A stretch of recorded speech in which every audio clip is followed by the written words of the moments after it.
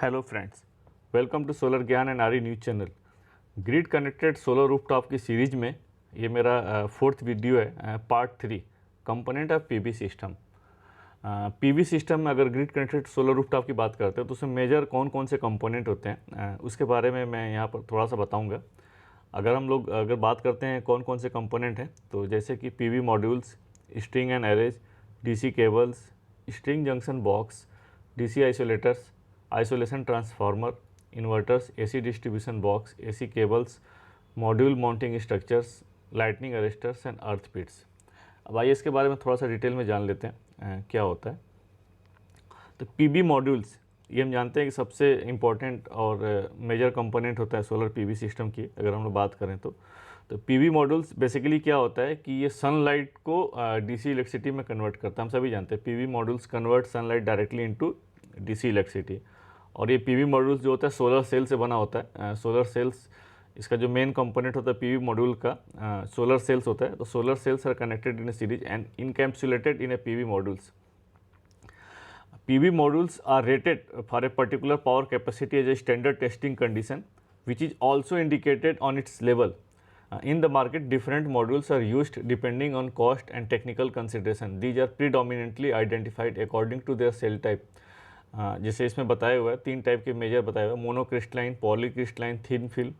और आज की डेट में ऐसे अगर हम लोग बात करते हैं तो बहुत सारे मॉड्यूल्स आ रहे हैं। पर्क मोनोक्रिस्टलाइन आ रहा है, बाईफेशियल आ रहा है, हाफ कट सेल आ रहा है। तो बहुत सारी मॉड्यूल्स आ रहे हैं।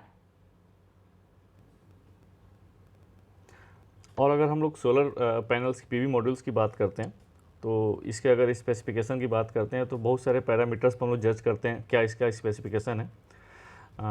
उसमें अगर हम लोग पैनल्स के अगर स्पेसिफिकेशन देखें तो एक तो उसको 3-4 कैटेगरी में डिवाइड किया रहता है।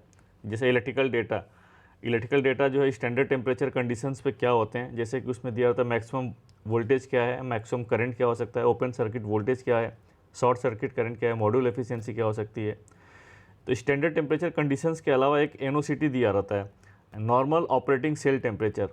नॉर्मल ऑपरेटिंग सेल टेम्परेचर पे क्या होता है कि अगर जैसे एसटीसी पर हम लोग कंडीशन करते हैं तो उसमें 1000 वाट पर लेबोरेटरी कंडीशन होती है। बेसिकली बहुत सारे पैनल्स को अगर आपस में कोरिलेट करना है, अगर हमें अंडरस्टैंडिंग समझना है तो इसको हम लोग एसटीसी पे देखते हैं। और एक एनओसीटी होता है, नॉमिनल ऑपरेटिंग सेल टेम्परेचर। इसमें क्या होता है कि जो इरेडियंस होता है उसको हम लोग 800 वाट पर मीटर्स पर करते हैं। और इसमें एम्बिएंट टेम्परेचर भी 20 डिग्री हो सकता है और विंड स्पीड भी कम हो जाती है 1 मीटर पर स्क्वायर। उस केस में हमारा जो पैनल है कैसे बिहेव करता है, तो उस केस में हम लोग फिर ये चेक करते हैं कि मैक्सिमम पावर कितनी मिल सकती है पैनल की, मैक्सिमम वोल्टेज क्या हो सकता है, इसमें मैक्सिमम करंट क्या हो सकता है, ओपन सर्किट वोल्टेज क्या हो सकता है, शॉर्ट सर्किट करंट क्या हो सकता है। तो ये कंडीशंस होता है। उसके बाद हम लोग पैनल्स के टेम्परेचर कोफिशिएंट को भी देखते हैं और इसका परमिसिबल ऑपरेटिंग कंडीशन क्या हो सकता है। तो अगर टेम्परेचर कोफिशिएंट की बात करते हैं तो इसमें तीनों टेम्परेचर कोफिशिएंट टेम्परेचर के हिसाब बढ़ने से क्या फ़र्क पड़ता है। जैसे कि ओपन सर्किट वोल्टेज में क्या वेरिएशन आ सकता है, शॉर्ट सर्किट करंट में क्या हो सकता है, इसके पावर में क्या पावर में क्या वेरिएशन आ सकता है, और मैक्सिमम सिस्टम वोल्टेज क्या हो सकता है, किस पर ही हो सकता है। और जो टेम्परेचर की बात करते हैं तो किस टेम्परेचर के बियॉन्ड, जैसे मान लीजिए 45 डिग्री तक ये हो सकता है। तो टेम्परेचर कोफिशिएंट का मतलब ये कि 45 डिग्री से अगर हम जाते हैं एबव, मतलब जैसे मान लीजिए 46, 47, 48 डिग्री जाते हैं तो 3 डिग्री के वेरिएशन करते हैं। तो टेम्परेचर कोफिशिएंट कैसे वेरी कर सकता है, ओपन सर्किट वोल्टेज कैसे वेरी कर सकता है, शॉर्ट सर्किट करंट कैसे वेरी कर सकता है। तो ये बेसिकली पैनल्स के अपने ये पैरामीटर्स होते हैं, टेक्निकल डेटा होता है। और अगर हम लोग इसकी साइज़ की बात करें पैनल की, तो पैनल की साइज़ अप्रॉक्सीमेटली जो होती है 2 मीटर बाई 1 मीटर के आसपास होता है। बहुत जगह अगर हम लोग देखेंगे स्पेसिफिकेशन में तो 1998, 1997 इस टाइप से होता है, mm में होता है। तो इसलिए अगर हम लोग नॉर्मल एवरेज की बात करें तो 2 मीटर बाई 1 मीटर के आसपास इसका होता है। अगर हम बात करें स्ट्रिंग और एरेज की, तो स्ट्रिंग और एरेज क्या होता है, तो इसमें आप देखेंगे string is the a number of PV modules connected in series is entitled to a string. अगर मान लीजिए 10 मॉड्यूल को हम लोग एक साथ कनेक्ट कर देते हैं सीरीज में, तो that is called as a string, वो स्ट्रिंग किया जाता है। String is design such that it provides an output voltage in a range that is compatible with the solar inverters input voltage range. Basically क्या है कि हमारा main purpose क्या है कि इस जो भी डीसी करंट या डीसी इलेक्ट्रिसिटी जो जनरेट हो रही है पैनल से, इसको फाइनली हमें एसी में हमें कन्वर्ट करना है, क्योंकि हमारे हम लोग जो यूज़ करते हैं घरों में जो इलेक्ट्रिसिटी वो एसी में यूज़ करते हैं, हमारे सारे अप्लाइंसेस एसी में होते हैं। तो जो डीसी से एसी में कन्वर्ट करते हैं वो कन्वर्ट करते हैं हम इन्वर्टर के थ्रू। तो इन्वर्टर की भी अपनी स्पेसिफिकेशन होती है कि उसमें इन्वर्टर की इनपुट वोल्टेज क्या हो सकती है, maximum input voltage and current क्या हो सकता है। तो जो इनपुट वोल्टेज है बेसिकली स्ट्रिंग के द्वारा डिसाइड करते हैं। अगर हमारी जो मान लीजिए पैनल्स की एक आउटपुट वोल्टेज 30 वोल्ट है, मैक्सिमम 30 वोल्टेज है, तो अगर हम लोग 10 पीवी अगर मॉड्यूल्स को सीरीज में कनेक्ट करते हैं तो 30 इंटू 10 मतलब 300 वोल्ट हो सकता है। इस हिसाब से हम लोग डिसाइड करते हैं कि इन्वर्टर जो हमारी रेटिंग, इन्वर्टर भी बहुत सारे रेटिंग के आते हैं, तो इन्वर्टर में मैक्सिमम इनपुट वोल्टेज कितना हो सकता है, तो दैट इज स्ट्रिंग के थ्रू हम लोग डिसाइड करते हैं। तो जितने सोलर पैनल्स को हम लोग सीरीज में कन्वर्ट करते हैं तो हमारी वोल्टेज ऐड होती जाती है। अब एरे क्या होता है, strings are then connected in a parallel in a PV plant to accomplish the desired DC capacity. When a number of strings are connected in a parallel, it forms an array.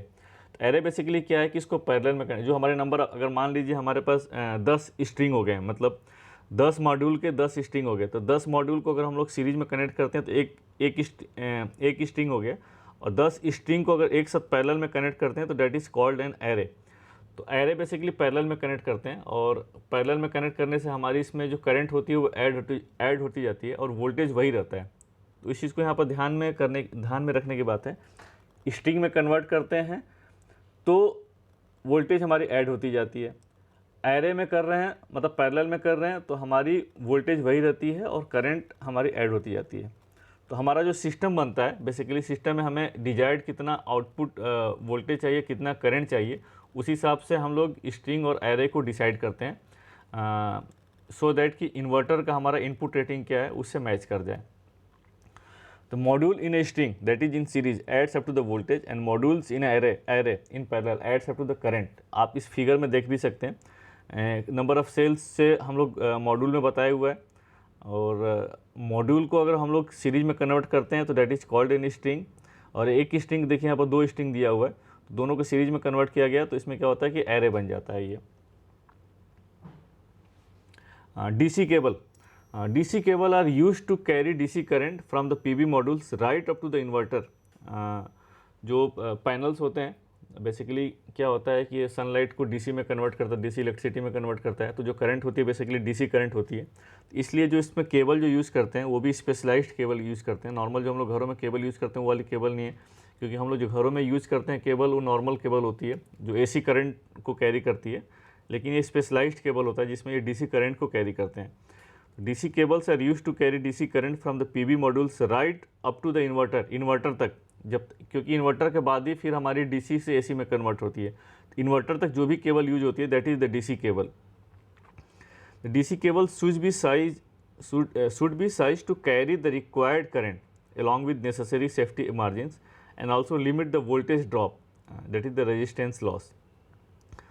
Typically a single core multi-stranded copper cable with cross section of 4 or 6 mm square rated for a maximum voltage of 1.8 kilovolt DC are used for a string connections of a PV modules up to the string junction box. The DC cables used in the solar string use specialized connector. जो इसके लिए connector use करते हैं वो भी specialised connector होता है, normal connector नहीं होता है। The DC cables from string junction box to inverter are typically longer. They are sized to the carry the required current and also limit the voltage drop. As a general practice, the DC wiring should not cause more than 2% power loss in a PV system. अब next आते हैं string junction box. String junction box क्या होता है? The string junction box combines several DC strings in a parallel. जो भी हम लोग स्ट्रिंग से ला रहे हैं हम लोग केबल या के स्ट्रिंग जंक्शन बॉक्स में हम लोग कंबाइन करते हैं. और string junction box are also known as a string combiner box और एरे जंक्शन बॉक्स और PV generator junction box. SJB should be weather resistance as they are normally installed outdoor. ये क्योंकि बाहर हम लोग इंस्टॉल करते हैं तो इसलिए वेदर रेजिस्टेंस होना चाहिए. बारिश, पानी, हवा, इन सब चीज़ों से इसको मतलब प्रोटेक्ट होना चाहिए. SJB should contain fuses and surge protection devices to protect the PV modules as well as inverter. Basically क्या है कि इन्वर्टर और पीवी मॉड्यूल्स के बीच का ये सिस्टम है स्ट्रिंग जंक्शन बॉक्स, तो इसलिए इसमें प्रोटेक्शन डिवाइसेस होता है. अगर कहीं भी कुछ फॉल्ट आए तो सो दैट कि इन्वर्टर पर अगर मॉड्यूल साइड अगर इस साइड में अगर कुछ फॉल्ट आता है तो इन्वर्टर पर फ़र्क नहीं पड़ेगा, इन्वर्टर पर कुछ अगर फॉल्ट आता है तो इधर मॉड्यूल साइड में फ़र्क नहीं पड़ता, इसलिए बीच के डिवाइसेस है तो इसमें प्रोटेक्शन डिवाइसेस लगे रहते हैं।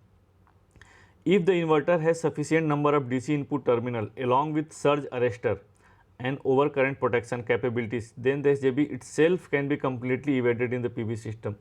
इसमें यही बताया कि अगर सफिशिएंट नंबर ऑफ अगर टर्मिनल्स हैं अगर इन्वर्टर में, आजकल बहुत सारे इन्वर्टर्स में आ भी रहे हैं, तो ज़रूरत नहीं है स्ट्रिंग जंक्शन बॉक्सेस की, अगर नहीं है तो फिर स्ट्रिंग जंक्शन बॉक्सेस से फिर कंबाइन करके फिर फाइनली हम लोग इन्वर्टर में ले जाते हैं। DC isolators, DC isolators are required to disconnect the PV modules and strings from the rest of the PV system in case of faults, fire or repair। Most inverters already consist of a DC isolator which should suffice। DC isolators are mandated globally, they should be clearly labeled and easily accessible। तो DC isolator ये भी protective devices हैं। Isolation transformer ये optional होता है ये, और इसमें देखते हैं बेसिकली क्या है। Isolation transformers are used to safeguard the inverters from grid side surges as well as to avoid any DC injection from the inverter into the grid। Basically वही है, ये इन्वर्टर और ग्रिड साइड के बीच में लगा रहता है isolation transformer. Many inverters models also have in built isolation transformer. आज की डेट में जितने भी इन्वर्टर्स आ रहे हैं मैक्सिमम में ये आइसोलेशन ट्रांसफार्मर लगा रहता है। However, isolation transformers increases the cost and also decreases the efficiency of the PV system। Obviously अगर बीच में कुछ सिस्टम लगाते हैं तो कुछ इनके अपने भी लॉसेस होते हैं, इसलिए ओवरऑल सिस्टम की एफिशिएंसी थोड़ी सी तो कम हो ही जाती है। Inverters available in the market today without such transformers have adequate protective components and hence such transformers are now discretionary।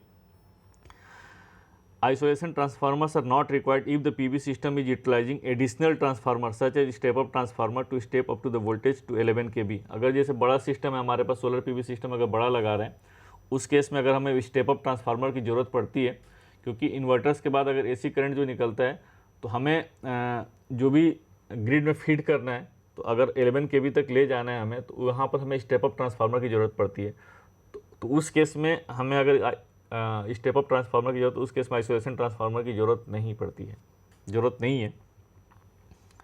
Inverters ये भी एक बहुत ही इंपॉर्टेंट कंपोनेंट्स हैं। जैसा कि मैंने बताया कि पीवी मॉड्यूल्स एक इंपॉर्टेंट कंपोनेंट है, पीवी मॉड्यूल के बाद इन्वर्टर्स भी बहुत इंपॉर्टेंट कंपोनेंट है, और ये क्या फंक्शन है और क्या क्यों इंपॉर्टेंस है इसके बारे में देखते हैं। Inverters are among the most critical component of the PV system that not only perform power related function but also responsible for the intelligence of the PV system।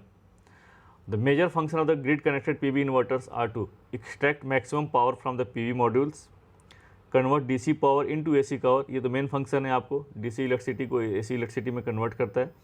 Synchronize the output AC power with the phase, frequency and voltage of the available grid in order to feed the power into grid। ये बहुत एक important है। इसको जो system है basically हमारा, अगर हम लोग इन्वर्टर की बात करते हैं, सिंक्रोनाइज होना चाहिए। अगर ग्रिड से हमारा सिंक्रोनाइज नहीं है तो सिस्टम हमारा काम नहीं कर सकता है। और सिंक्रोनाइजेशन का मतलब ये है कि जो फ्रीक्वेंसी है उसमें, ग्रिड में जो फ्रीक्वेंसी है, जो इन्वर्टर और जो ये करंट है बेसिकली आउटपुट करंट है, ये फ्रीक्वेंसी मैच करनी चाहिए, फेज भी मैच करना चाहिए और वोल्टेज भी मैच करना चाहिए। अगर ये मैच नहीं करेगा तो ये हमारा कट ऑफ हो जाएगा सिस्टम से, मतलब ये सिस्टम के साथ सिंक्रोनाइज नहीं है। Ensure anti islanding by shutting it safe down and hence the PV generator के सब। अगर मान लीजिए ग्रिड में कुछ अगर फेलियर आता है तो उस केस में क्या होता है कि ये पीछे से सप्लाई को कट ऑफ कर देता है, ये इसको एंटी आइलैंडिंग सिस्टम बोलते हैं।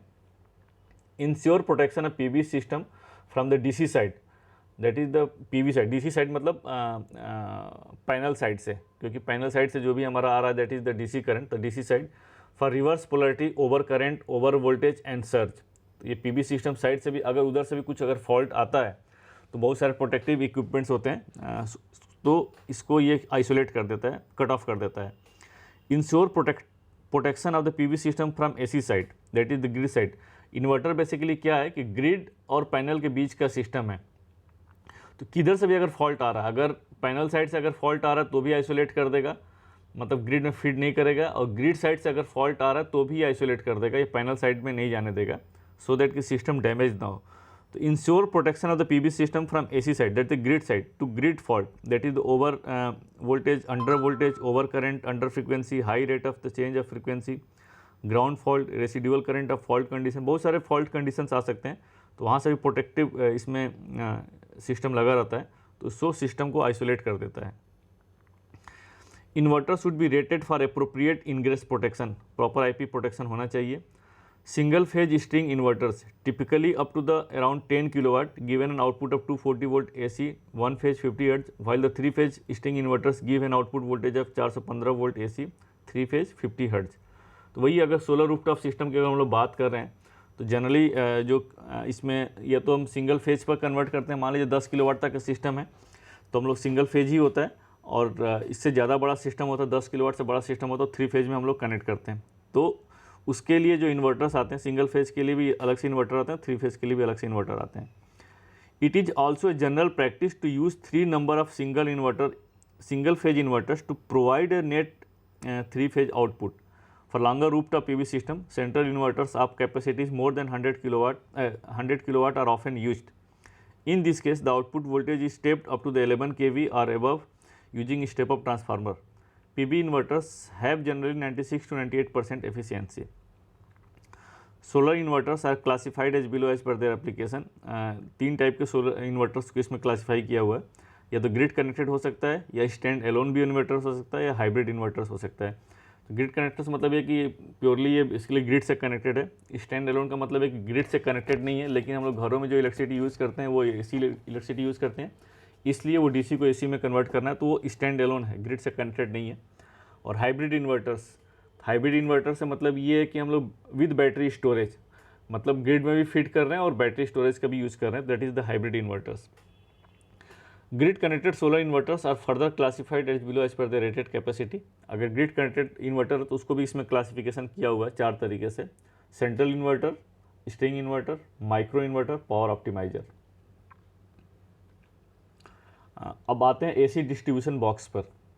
अब इन्वर्टर तक जो सिस्टम आता है उसके पूरा पीछे वाला सिस्टम सारा DC वाला सिस्टम होता है। अब इन्वर्टर के बाद AC डिस्ट्रीब्यूशन बॉक्स शुरू हो जाता है। ACDB should be placed close to the inverter immediately after the inverter और the isolation transformer if used. तो इन्वर्टर के बाद जो होता है बेसिकली DC से AC में कन्वर्ट हो जाता है, तो फिर उसके बाद AC सिस्टम स्टार्ट हो जाता है।